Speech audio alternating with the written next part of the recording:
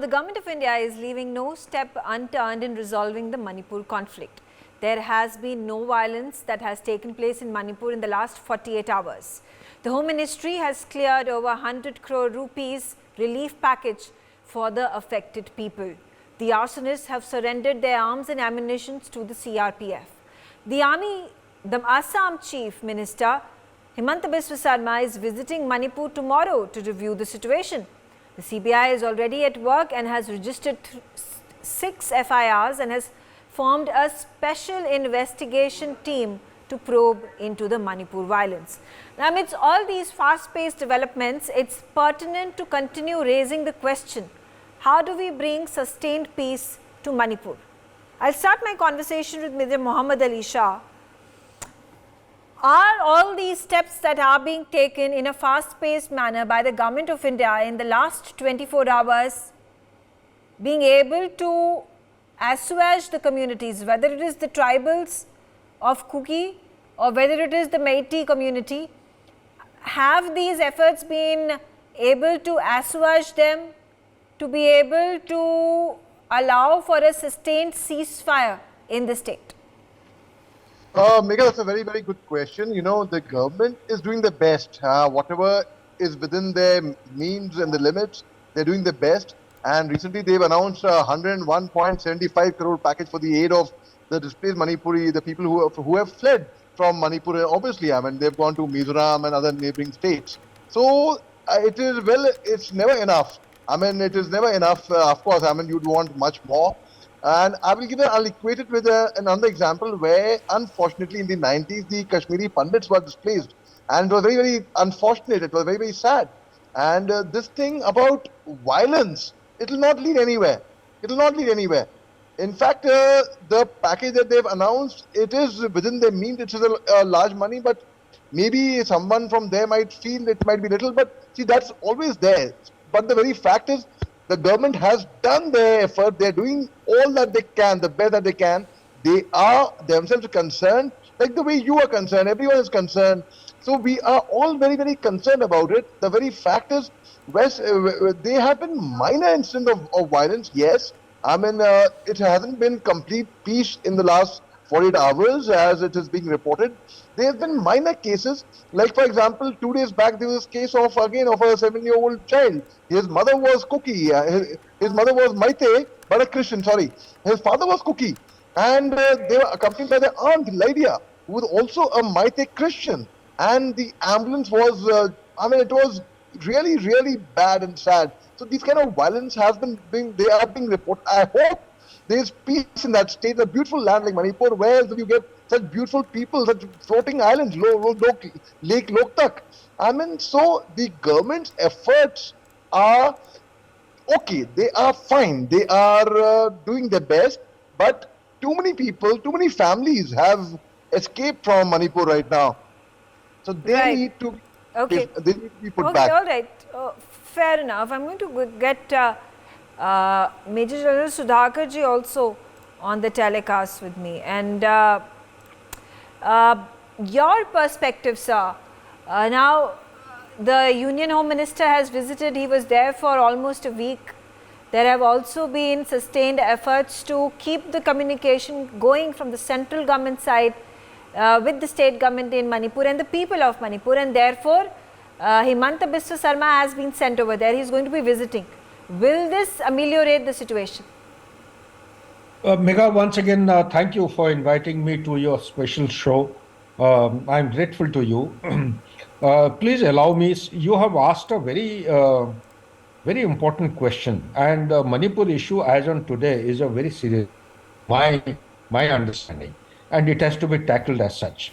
To tackle a serious issue of Manipur nature, for me, I would start with the identification of the problem. As on today, it may not have been so 5 days, 10 days back, but today as it stands, there is a huge factor of trust deficit. When I talk about a trust deficit, it is between the communities, and the civil administration machinery of the state, it is between the communities and the central security apparatus.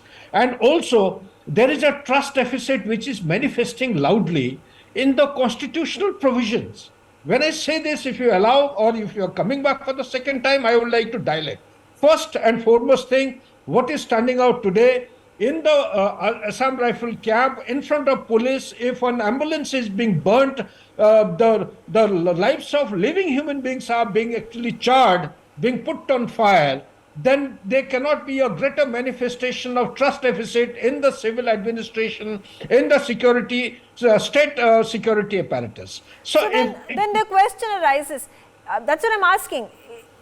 The efforts that are being made, are they enough to bridge the gap of trust deficit that has now been built for several decades now? no, the answer is no. The present issue or the present situation in Manipur warrants a much more than 3 days or 4 days visit by a central minister, as important as the Honorable Home Minister. He has his weight, he has his say, and he has the predominant factor of credibility and reliability. But that also hasn't worked. So, what is it that is going to work? I feel, in my opinion, the judicial inquiry or investigation has started. They definitely will pinpoint the responsibility, whether the criticality or the crisis was avoidable. Was it a negligence of duty by any of the security apparatus in the appointment? That is the most important thing. They must be taken to task for sure. But what is more important is that this 3 days, 4 days of talk is not enough. The group has to be so formulated, they very patiently address the aspirations of all the groups, particularly Mehtai and Kuki. While doing so, we should be mindful of multiple factors which are interrelated. To many of our viewers, it may not appear to be factors of the problems, because I have got some messages based on our discussion. Megha, you are the anchor. It has been highly lauded by all the spectators and the viewers. But some of them have said that the issues which I have highlighted there, catalyst. You see, Megha, in a problem like Manipur, what you call as a catalyst also willy-nilly becomes a problem in the ecosystem surrounding the main problem. So therefore, they have to be looked at as such, not in isolation, in a comprehensive manner. We have to join the dot. You start with improving the relationship between Maitai and Kuki, a thing which is actually frayed over past so many years and actually burst out so loudly, cannot be assuaged or cannot be actually healed in just 2-3 days visit by a cabinet minister. It requires a patient and very, very deliberate and calibrated effort. It must be by multi-party system, must be by peacemakers, must be by the civilian organizations who have been established in the past, that they have been able to bring about peace and harmony in the society. Back to you, Megha.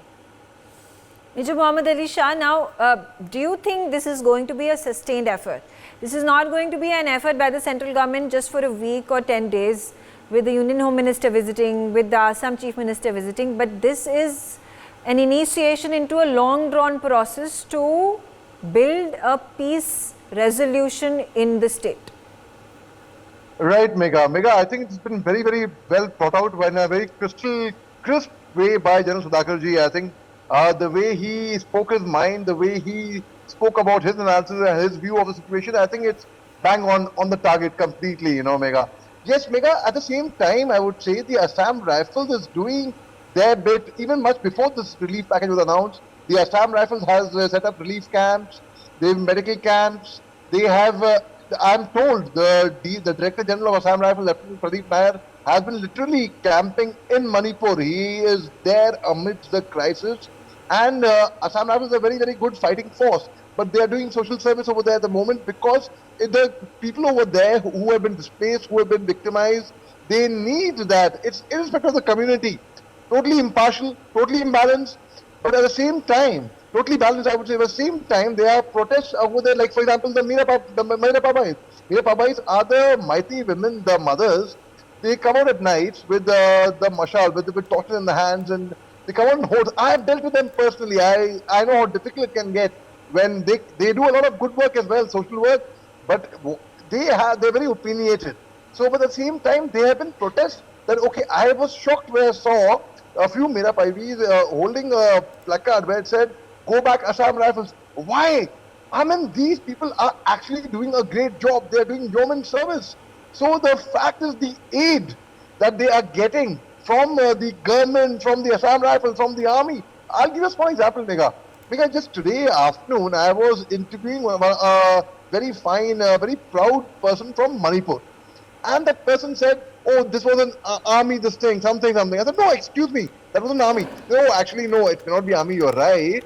But actually, we relate everyone in uniform who has a gun to army. It can be, we don't know what a paramilitary is, we don't know what the police is. We relate anybody in fatigue with a gun to be military, to be army. So that is the general opinion. So that is the reason I analyzed there why, unfortunately, like in 2003, unfortunately, the alleged Manorama Devi rape case happened. In 2005, I was there. Just in that it had not cooled down. But again, let me tell you, when my local villager friends over there, I was very fast at picking up and making friends and picking up the language. So my local friends, when they saw me in uniform with my AK-47 and then my ammunition, everything, they said, after seeing a soldier like you and your troops, my troops they got very clear instructions that we got to be very polite with the villager. In case we are searching anything, we have to tell them it's for their own personal security. So they said our perception about the military changed completely, and we felt the military is here to protect us, not to intimidate us. Earlier we would feel intimidated by them. So yes, I would say, as General Sudhakarji rightly said, and I said earlier as well, it's never enough. No matter what you do, it would never be enough because the wounds are too deep from both the communities. And as again General Sudhakarji pointed out, the mistrust between both the communities, and they're looking up to the forces, to the security forces, because they feel they were not protected enough. Yeah. Whereas, let me tell you, the army and the Assam Rifles is totally unbiased, totally neutral. They will protect wherever, they will fire upon, they will not hesitate to fire upon arsoners if they have to. So it can be any soldier from any caste, community. There was a list of, someone floated on social media, a list of Maite officers. It was very disheartening to me. I took it as a personal offense because in the army, we do not know who's Maite, who's Kuki, who's Muslim, who's Sikh, who's Christian, who's Hindu.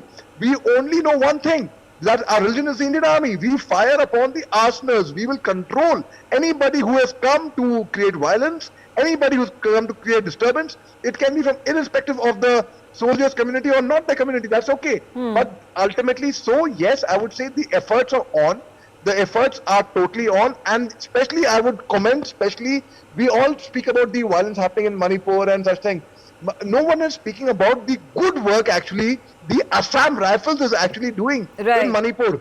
Absolutely. So my next question, and General Sudhakarji, I would like a response from you. How soon can the people who have been left homeless, their livelihoods have been destroyed, their homes have been destroyed, how soon can they be rehabilitated back to their original homes?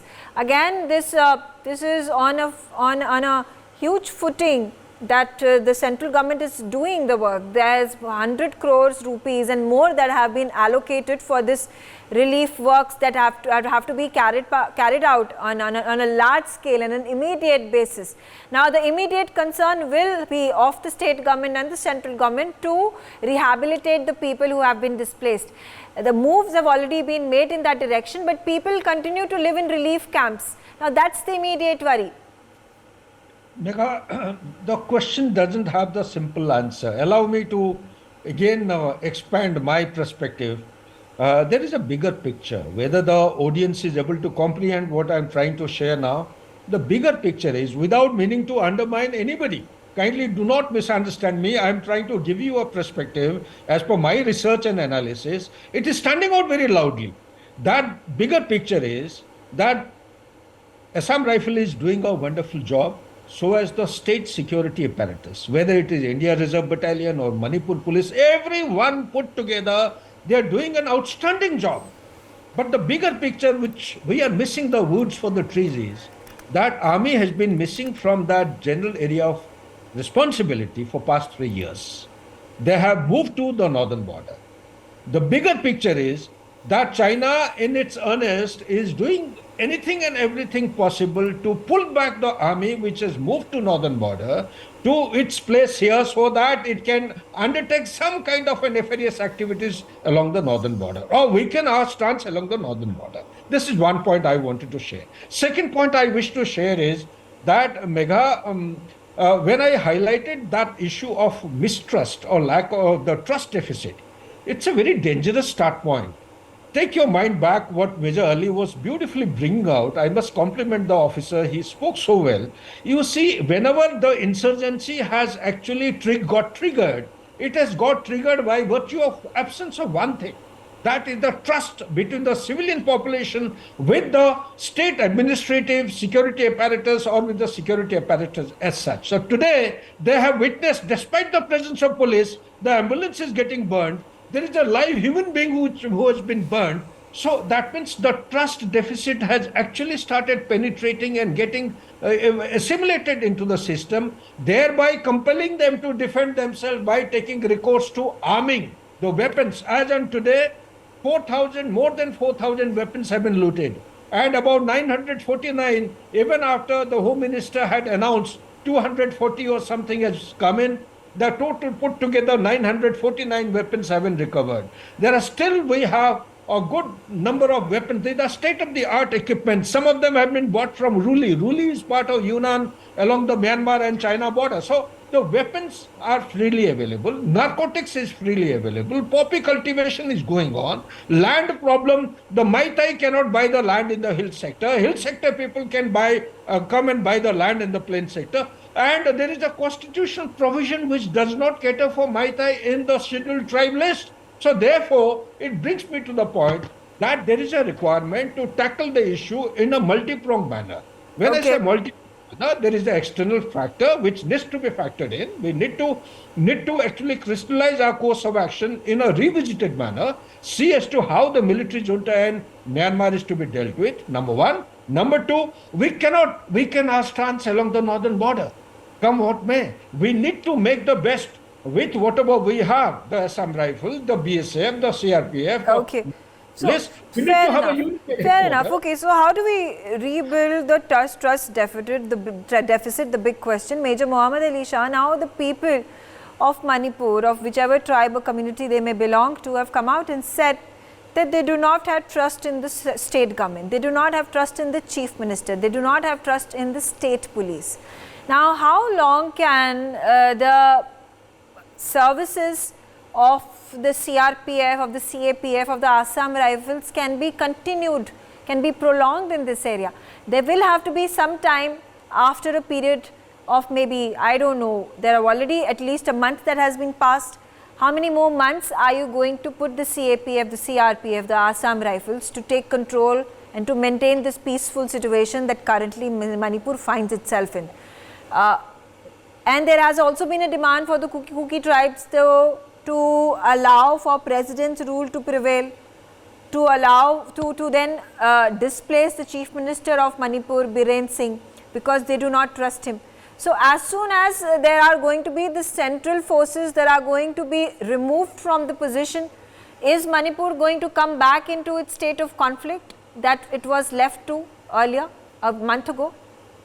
Okay, Megha, firstly, I always had this view that Northeast, because having my personal love for Northeast and the affiliation, about the affiliation I've had for Northeast for a very, very long time.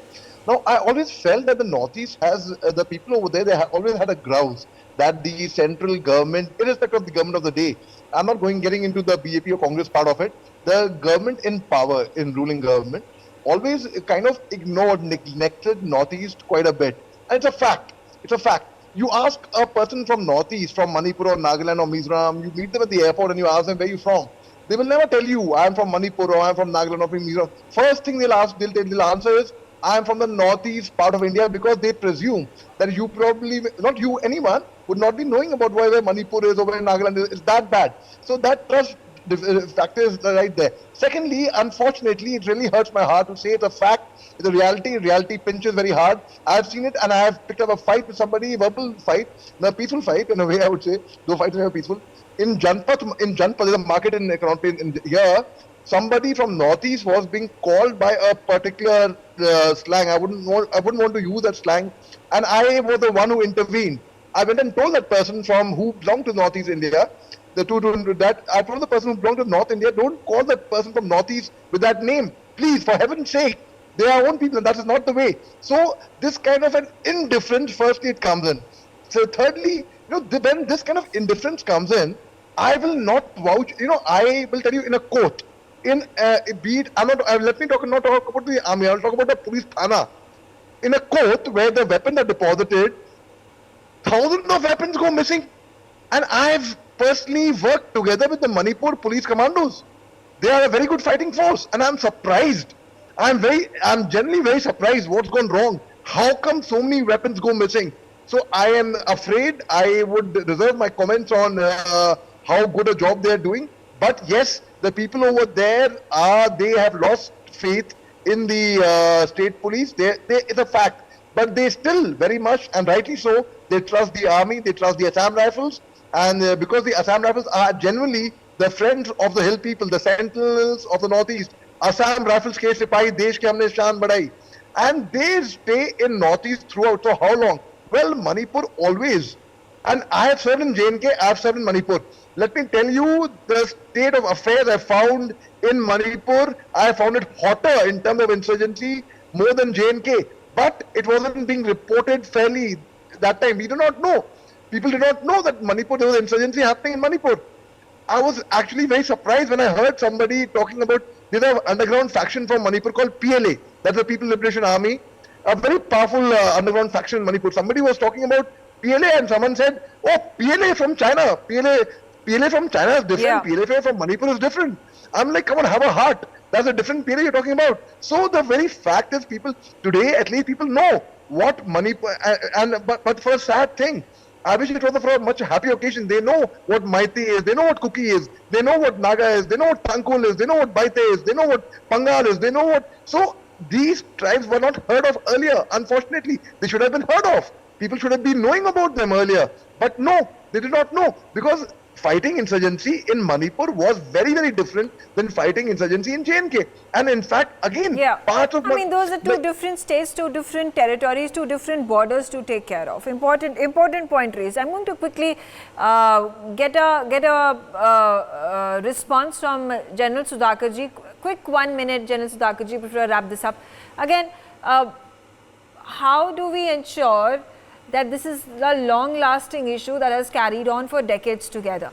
If there is no president's rule that is then prevailing in the state, how will we ensure that there is long-lasting peace? Excellent question. Quick reflections from my side. First and foremost thing is that the state administrative machinery, the leadership, political dispensation has to become more accountable, transparent, and I would say they should be proactive in their approach to identify the potential threats and the flashpoint. One. Number two, whatever directions the Honorable Home Minister has actually outlined, they should be implemented in letter and spirit. Number three, the security apparatus which are on the ground, they have to do things in a more accountable, professional manner and result-oriented manner, wherein the buffer zones created and the division of the garrisons or the security camps which are there to ensure that there is no inertia or friction, that must be separated and must be taken care of. But most important thing is, Megha, the judicial inquiry must be facilitated to come to a conclusion, effective conclusion. Number two, there has to be a kind of a deliberate effort to bring peace between the two communities. That is a very, very time-consuming process. It should not be hurried up. We should not hurry up to, take the displaced people back to the place of residence. We should actually ensure that there is peace and harmony over a period of time, not as a quick injection or a kind of a allopathic medicine administered against the patient who is not prepared to actually accept and digest and start responding to the medicine. And last but not the least, Megha, is only one point, that we should remain mindful of a bigger design, what China is at in Manipur and elsewhere. Therefore, we need to actually strike the soft belly of China, the way you discussed in that exercise which is being built in the South China Sea. We need to select such kind of points, pinpricks, where our activities is going to divert his attention, and Manipur may become a better Manipur in time's ahead. Back to you, please. Okay. On that note, I'm completely out of time, and I thank both my panelists for joining me on this special telecast. Thanks for watching. For more such videos, subscribe to the NewsX YouTube channel, hit the bell icon.